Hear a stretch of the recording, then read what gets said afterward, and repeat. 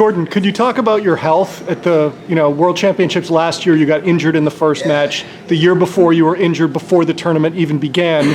Did it feel odd to be healthy throughout the whole thing this year? This is the first time in a long time that I've been completely healthy throughout the tournament. I got 4 stitches though in my left eye after my second match against Ukraine, and so I wouldn't call it completely healthy. But I made it unscathed in terms of my ability to go out and still compete. I had 6 matches today. Most matches I've ever wrestled to win a world championship, and so it was extremely tough going into this event. I knew I could win, but I knew it'd be difficult, and I knew Godoyev was extremely he's tricky, dude. He's tricky, and my bread and butter is my double leg. His bread and butter is his defense, and so I knew that if I kept shooting, I could score, but also he could counter me. So there was one point where he wizard kicked me, and I was like on top of my head, right, almost giving up exposure, but. It was a good day, dude. It was a good day, man. I'm excited. Like, I got a belt. I got the biggest medal I've ever seen in my life. I got a bouquet of flowers for my wife. Even though these are free, so she probably won't appreciate it as much as if I actually went and bought them from a florist. But it's a good day, man. It's a good day. I've got, what's funny is, so I brought some nice dress clothes with me this morning. So we left the hotel, 9 a.m.? And whenever I leave for an event, I always bring everything I'm going to need for the entire day, like I'm going to win it.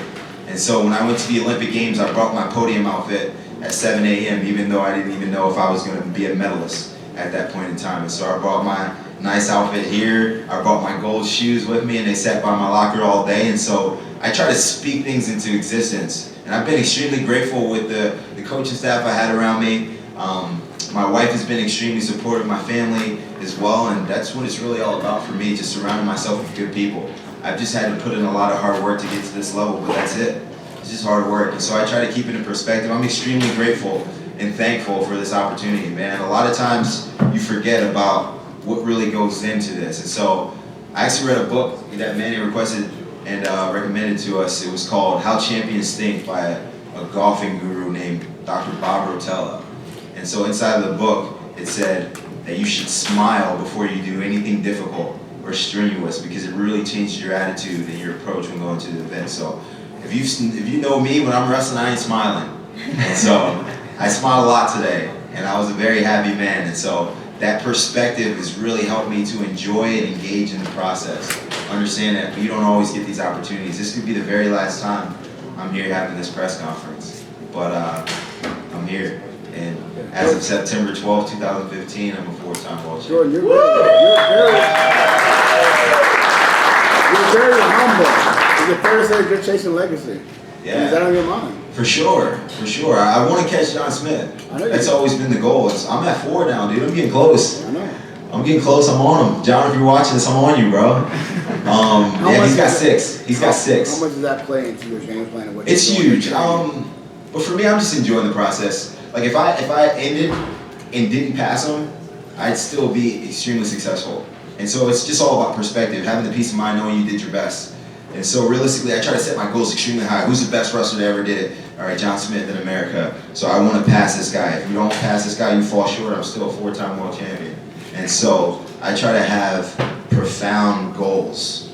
I try to set my own realistic goals. I break my own barriers. And so it's been difficult, man, but I have a lot of help. Coach Manning, I started working with a functional medicine doctor this year back in Lincoln, Nebraska. His name is Dr. Greg Mojan, and he's helped me tremendously with my nutrition, going gluten-free, carb-free, grain-free. A lot of bad stuff out of my diet, getting adjusted multiple times a week. Just the little things. It's like, how do you find the little things? Obviously, you're not going to learn a new move every year. Like, oh snap, I'm coming back next year just headlocking people and throwing lateral drops.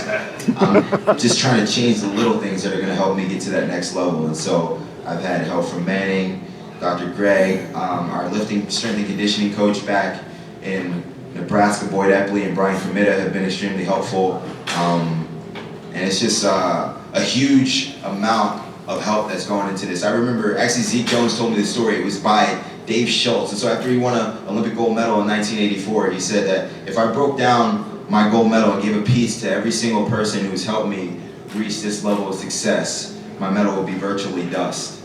So I don't know about this one, it's kind of big, but his would have been dust. And so think about that. Every time someone's helped you, whether it's your coach that's taught you a new move, your mom that's driven you to a tournament, your dad bought you a new pair of wrestling shoes, or a janitor who left the heater on in the wrestling room at 7 a.m. when you were in high school. Those guys have helped you reach your peak.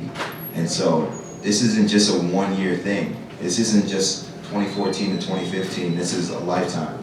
I started wrestling when I was 5 years old. I'm 27 now, and so 22 years I've been doing this. And this guy right here, the guru.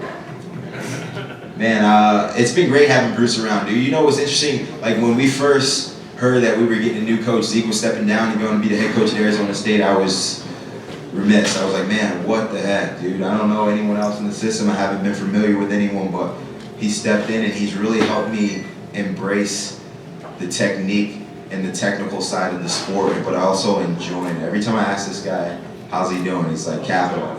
It's a great day to be alive, and he brings like a fire to every single practice. He gets us excited about what we need to do, and so like when he became coach, I'm like, all right, I don't know Bruce. He actually coached against me at Navy, but I'm gonna buy into everything he tells me. So when I'm in Nebraska, this is the man.